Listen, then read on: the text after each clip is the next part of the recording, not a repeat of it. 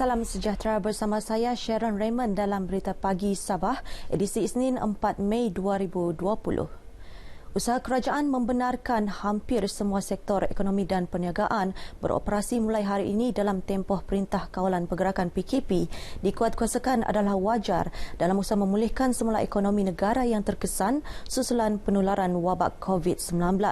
Bagaimanapun, semua sektor ekonomi dan perniagaan yang terlibat itu perlu mematuhi prosedur operasi standard SOP yang ditetapkan pihak berkuasa dalam mengekang penularan wabak berkenaan.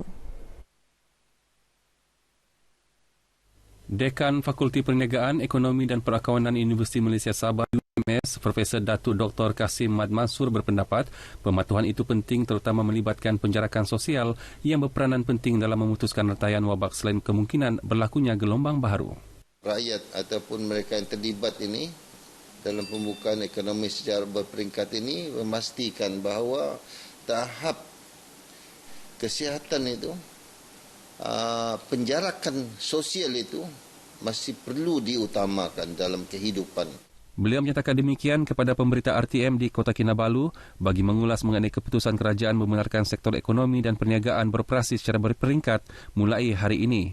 Jumaat lalu, Perdana Menteri Tan Sri Muhyiddin Yassin mengumumkan hampir semua sektor ekonomi dan aktiviti perniagaan di negara ini dibenarkan beroperasi tertakluk kepada SOP lebih ketat yang ditetapkan pihak berkuasa.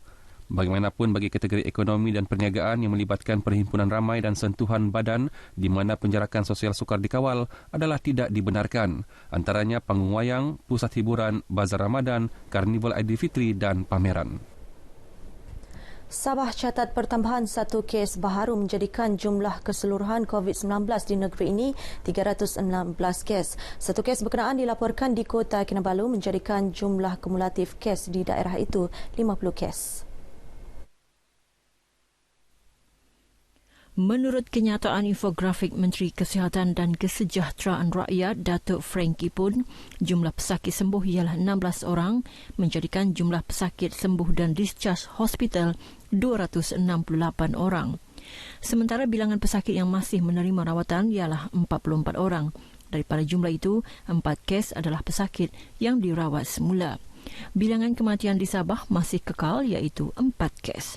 Dalam pada itu, Ketua Menteri Datuk Seri Penglima Muhammad Syafiee Apdal dalam kenyataan medianya menegaskan Kerajaan Negeri Sabah memutuskan untuk tidak melaksanakan Perintah Kawalan Pergerakan Bersyarat PKPB seperti yang diumumkan Kerajaan Persekutuan Jumaat lepas. Katanya Kerajaan Negeri akan mengekalkan pelaksanaan PKP tahap 4 yang berakhir pada 12 Mei ini.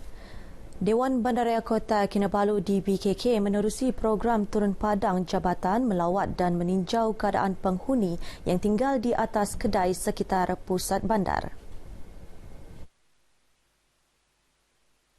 Mayor Bandaraya Kota Kinabalu Datuk Nordin Siman berkata program ini bagi mendapatkan maklumat dan mengetahui situasi mereka terutama dalam tempoh Perintah Kawalan Pergerakan PKP yang sedang berlangsung sehingga kini. Kita juga membuat pendaftaran kepada mereka-mereka yang terkesan dengan COVID-19 ini.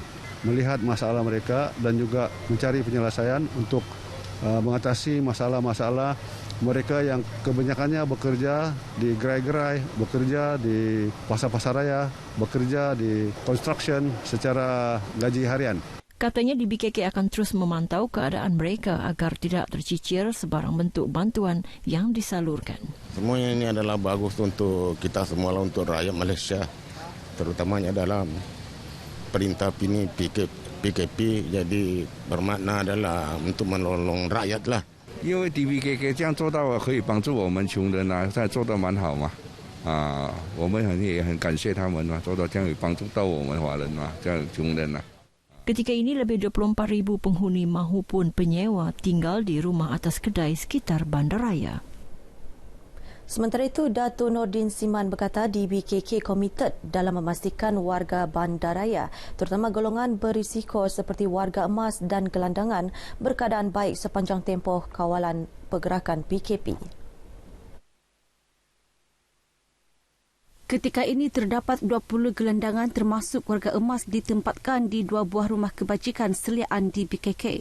Datuk Nordin menegaskan adalah penting bagi setiap warga bandaraya diberi perlindungan terutama dalam keadaan negeri berhadapan ancaman kesihatan. Kita beri bantuan makanan dan juga kaunseling dan juga pemeriksaan kesihatan kepada warga tua ini dan diharap mereka dalam masa jagaan kami bertambah sehat dan mempunyai pemikiran yang positif untuk kembali kepada masyarakat.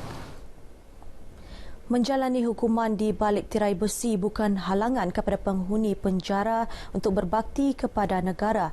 Lebih-lebih lagi dalam keadaan negara khususnya Sabah turut terkesan akibat penularan COVID-19.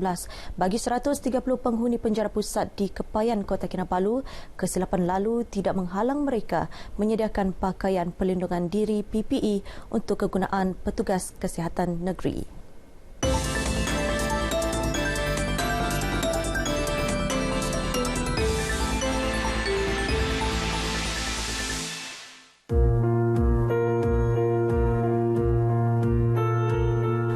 Mana tidak ditimpa hujan, manusia mana tidak melakukan kesilapan. Semua itu bukan lagi ukuran apabila mereka secara sukarela menjadi sebahagian misi membantu petugas barisan hadapan mengekang penularan COVID-19 menerusi set PPE yang mereka hasilkan.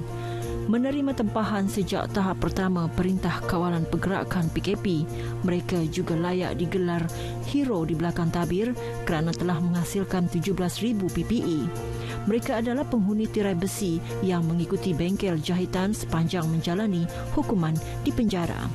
Berkesempatan melihat sendiri kerja-kerja yang dilakukan selepas majlis ringkas penyerahan bahan-bahan jahitan daripada syarikat kumpulan BTC Berhad di Kota Kinabalu, mereka kelihatan tekun dan bersungguh-sungguh dalam menyiapkan set PPE.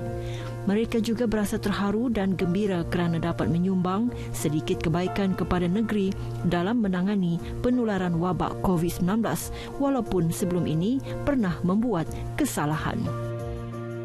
Amat gembira lah sebab dapat menolong yang orang di luar yang memerlukan kan, dan sebab saya rasa kalau diri saya ini di luar saya jarang buat yang baik juga lah ya, tapi kalau di sini dalam syukurlah saya dapat membantu lagi dan saya amat terharu lah. Saya diberi peluang membuat baju PPE ini kerana saya dapat menyumbangkan untuk orang di luar. Bila lagi kita dapat mau untuk memberi kerjasama pada orang di luar, jadi saya berharap saya akan berusaha untuk menolong orang di luar. Bagi saya ini satu cabarannya, samping kita menunaikan ibadah puasa, kita dapat membantu menyumbangkan tenaga untuk membasmi COVID-19, terutamanya dalam pembuatan baju, tudung dan stocking.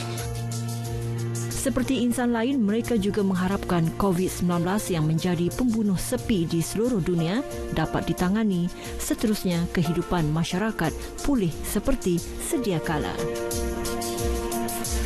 Tekanan emosi dalam kalangan masyarakat sepanjang berhadapan Perintah Kawalan Pergerakan PKP wajar diambil kira bagi memastikan masyarakat menjalani kehidupan baharu dengan lebih positif. Ini kerana keadaan akibat pandemik COVID-19 merupakan perkara baharu yang dihadapi masyarakat serta menyebabkan kehidupan jauh berbeza berbanding sebelum ini. Menurut pakar motivasi dan penceramah bebas Dr. Anang Langka Mat Kasim, PKP wajar diisi dengan aktiviti untuk menghilangkan tekanan semasa berada di rumah. Katanya terdapat beberapa aktiviti boleh dilakukan dengan memanfaatkan teknologi seperti bermain TikTok, Smule dan lain-lain sebagai satu hiburan yang menceriakan. Kita ada alat canggih. Teknologi, ada handphone, ada TV, apa tayangan pun ada. Jadi kita boleh gunakan WhatsApp, kita boleh gunakan Facebook, macam-macam lah. Jadi terisi.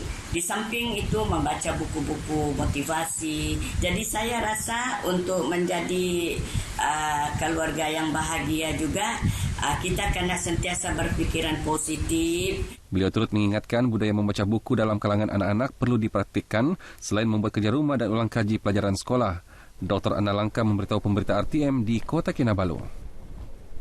Rakyat menyambut baik kedai elektronik dan elektrik dibenar beroperasi dalam Perintah Kawalan Pergerakan PKP tahap 4. Tinjauan kru RTM sekitar Kota Kinabalu mendapati kedai elektronik dan elektrik menjadi tumpuan ramai khusus untuk membeli alat ganti yang rosak. Mereka yang ditemui bersyukur kerana kini dapat membaiki sendiri kerosakan di kediaman masing-masing, memandangkan tidak ada perkhidmatan pembaikan dibenarkan sepanjang tempoh PKP. Jadi saya ambil kesempatanlah untuk membeli barang-barang keperluan saya untuk di rumah. Lagipun kita tidak lama lagi untuk menghadapi Hari Raya. Jadi saya kena persiapkan apa benda-benda yang kami akan buat. Banyak yang minta, jadi kami apply, sekarang ada buka. Jadi baru kami kasih tahu customer lah yang datang beli ni barang. Memang okey lah kalau dia kasih buka. Banyak yang minta juga. Pasal kalau rumah selalu macam biasa, kami jual macam bab kan. Jadi ni barang pun keperluan. Sebelum ni saya punya contoh yang kepala pipe di rumah tu. Sebelum ni tidak juga rusak. Tapi dia rusak dalam tempoh-tempoh PKP ni. Jadi mau tidak mau saya terpaksa carilah. Jadi bocor kepala pipe, jadi air keluar. Terpaksalah air bil melambung. Mau tidak mau kena bikin lah. Kena repair. Kedai elektronik dan elektrik dibenarkan beroperasi 3 hari seminggu, iaitu Selasa, Khamis dan Sabtu bermula 8 pagi hingga 5 petang.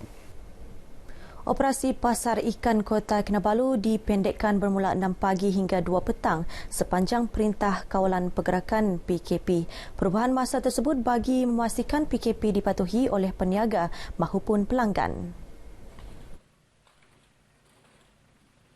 Tinjauan kru RTM mendapati peniaga ikan di pasar tersebut sedikit terkesan dari segi hasil jualan, memandangkan tidak ramai pelanggan berkunjung ke pasar berkenaan seperti sebelum ini.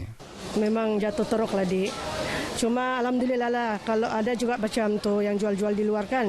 Contohnya yang COD punya orang, lepas tu yang macam pasar-pasar kecil di luar, buat pengantaran tu ada jugalah. Harga ikan di pasar dia ada mahal-mahal sikit lah. Melihat pematuhan orang di dalam pasar awam ni sangat baguslah. Jarang mengikut jarak yang ditetapkan. Dalam pada itu, orang ramai tidak digalak ke pasar ikan tersebut khususnya semasa waktu puncak bermula 6 hingga 9 pagi bagi mengelak kesesakan. Sekian berita pagi Sabah. Teruskan menonton RTM, jenama media paling dipercayai di Malaysia. Budayakan norma baharu, jaga diri, patuhi arahan pihak berkuasa. Saya Sharon, salam sejahtera.